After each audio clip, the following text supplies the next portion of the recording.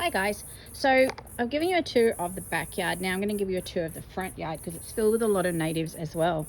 So the first thing I want to show you is my Banksia. This Banksia I've grown from seed. So this is, believe it or not, it's only a year old, if that. But I'm going to show you some Banksia because this has started to flower. And I'll tell you a little bit more about these as well as we go along. So this is the first Banksia flower. Now you can see it's so soft, all right, and when these finish flowering they go really hard. So you might have seen them in like native flower displays. So this is when it's in flower. Our people used to use these as hairbrushes. So yes, First Nation people had the first hairbrushes, that's what I like to think. But also when these flower and they get full of nectar, the birds just go nuts for them. So this is still flowering, it's not a complete flower. The beauty about these two is what our people did is they used to make a soft drink out of these. So what they used to do is when it's in the morning, when it's full of nectar, you actually take it and dip it into water. And what happens is it makes it a really sweet drink. The thing you've got to do though is you've got to try and beat the birds because they go nuts over these. Black cockatoos love these. So I've actually got 3 flowers. So I've got another one which is over here. So there's another one, and then I have another one down here. So I'm really proud of this. I do have some other varieties of Banksias that I'm going to try and grow as well. Coming along, what else have I got? This is a native flower. I can't pronounce that one. I have some thyme. I have rosemary, of course, in my garden. Now this is a really nice plant. This is a rainforest plant of Queensland, and it's called a Bolwara. Now it does get fruit. I have had fruit, but I never got to try a fruit because the birds got to it before I did. And it has a really pretty little flower as well. And we can eat the fruit. So hopefully the next time it fruits, I might get lucky and get it before the birds do. So of course my bird bath. What else have we got in here? Okay, we actually have some pig's face. So again, pig's face. I think it is part of the, maybe related to the aloe vera family. What you can do is you can cut these leaves. So if I take one off, you can see it there. You can actually use this just like you would an aloe vera. So you can put that on bites and wounds. So it is a medicine, but also you can actually eat this as a vegetable. But what you've got to do with pig's face is to blanch it first and then do it. And you can eat the flowers too. And the flower, once it finishes flowering, it leaves the fruit behind, which is pink.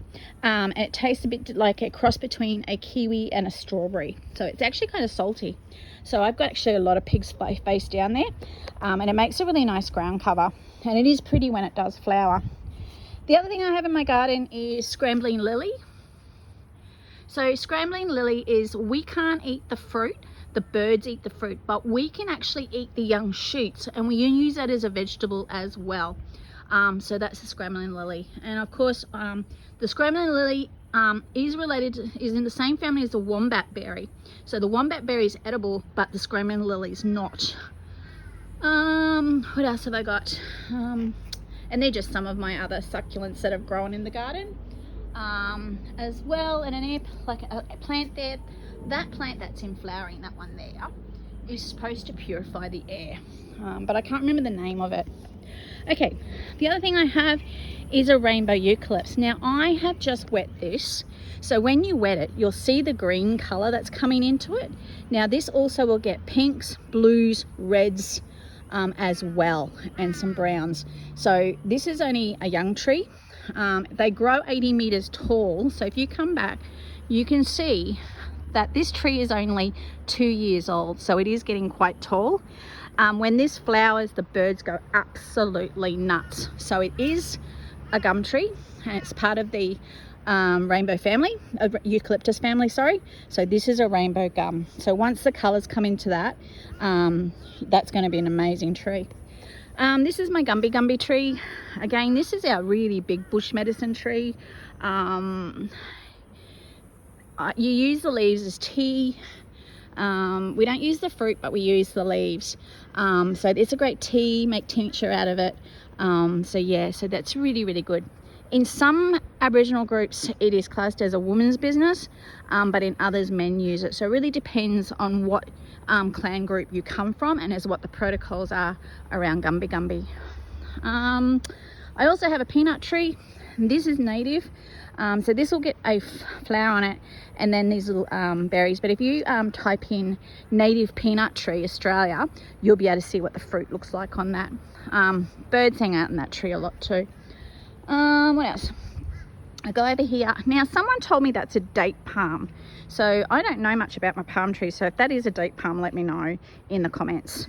Okay, so I have a bottle brush in here. And as you can see, it's starting to flower. This is the first time it's flowered. It is a young, I grew this from seed. So it's actually getting quite a few flowers over it. So it kind of got the red and then the pink. So that's a bit contrasting, isn't it? Pink to red. Again, the birds love that. We can also use the flowers similar to Banksia and Grevillea and make a drink out of that as well. Of course, I've got my that's a Gallipoli rose. Okay, this is not a native of Australia, it's a native of India, and the fruit that comes on that tastes like berry floss. I can't remember the name of it. I haven't seen any fruit, but then again, I often miss fruit in the front yard because the birds actually go nuts over it. Of course, I've got cosmos growing for my bees. I always encourage people to plant cosmos because the bees love it. Now, this is a nodding salt bush, and you can see the fruit on that. So you can eat that fruit. You can also use the leaves. It does taste a little bit salty, but it is a nodding salt bush, and it's very easy to grow. Loves pots, likes to be in part shade or full sun. So that's a really versatile plant to use as well. Now this tree is classed as a rare tree. Now this is a Swampy. So it's a native Swampy.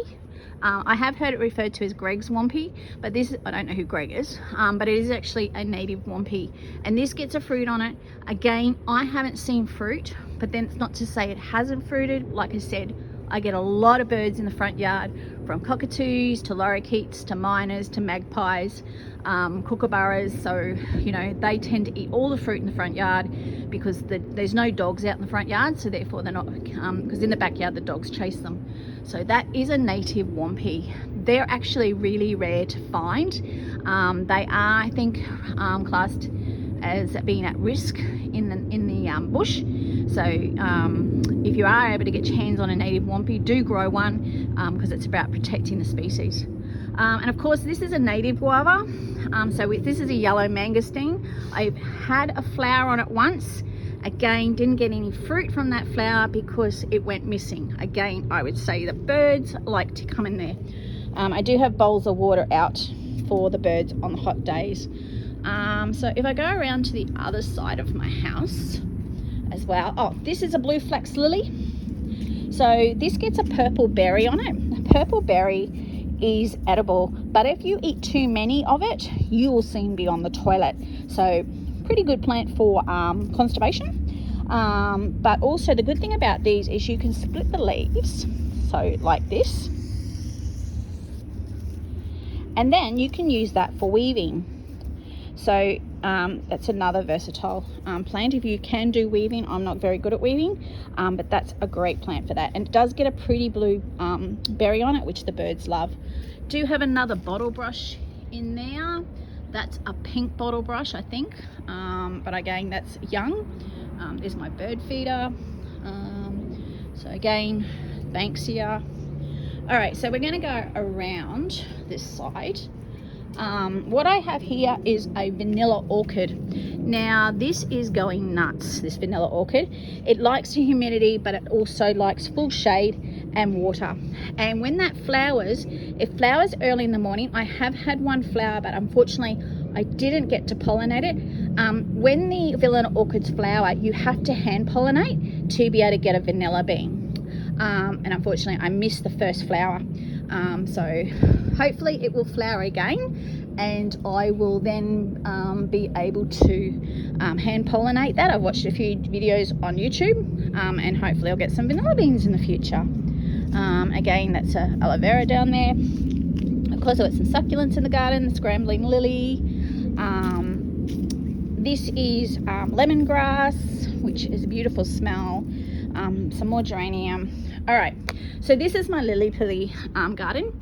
So this here is what's called a river cherry. It is part of the lily pilly family. It gets a pink fruit on it, which tastes a little bit tart. It's not sweet in my eyes, but it does, the birds love it. All right, and then of course we have a brush cherry, a brush cherry lily pilly. Again, that will flower soon. This is a Bandicoot berry. Now this gets a red berry on it. Now you can eat, this is a medicine tree. So if you suffer with diarrhea, you can actually make a tea out of the leaves, and this is really good for tummy aches, diarrhea, that sort of thing. It's kind of a theme going on in my garden, constipation and diarrhea. Not that I have any issues, just a little personal note there, but that is a medicine tree. And of course we have the ryeberry. This has fruited before. Hopefully we'll get another thing of fruit soon, and flowers. So this is great for jams, of course, as well as muffins and that sort of stuff. I have lots of baby Bandicoot berries, so if anyone's in the southeast Brisbane, you do want a Bandicoot berry, you're most welcome to see me to get one. And as you can see, I've got quite a few little Bandicoot berries up there coming up. You don't see many Bandicoot berries in nurseries. I do know that the possums love this section of my garden. I call this the rainforest section. I also have some native violets in the garden now as well. Again, if you've got a really damp area in your yard that's in shade and that, this is really good to have as a ground cover on the native violets. Here, even though it does get shade late afternoon, well, it gets shade about half the day. In winter it gets a lot of sun. In summer it gets only part sun. I do have to keep water up to this section, but it is the possum's favorite section of the garden as well. And of course there's jasmine, another palm tree. So that is my native garden in my front yard, folks. I hope you've enjoyed that. Thanks. Like I said, I will put links on some of where you can get your seeds from, where you can get a lot of the bush tucker from, and as you can see, the miners are hanging up in the eucalypt, in the rainbow eucalypt. They do love that tree. I get this little white, I'll show you. Now see this, see if I can show you. You can see that, oh, hang on. See how there's a little white thing on the leaf? I don't know if you can see it. But anyway, that is, it's sugar. Oh, here we are. Here's some here. See this? So this is sugar. We can actually eat this. It's really sweet. And this is what the honey eaters and the miners love. They come in, hang out on the tree, and they take all that off and they eat it. And they absolutely go nuts for it.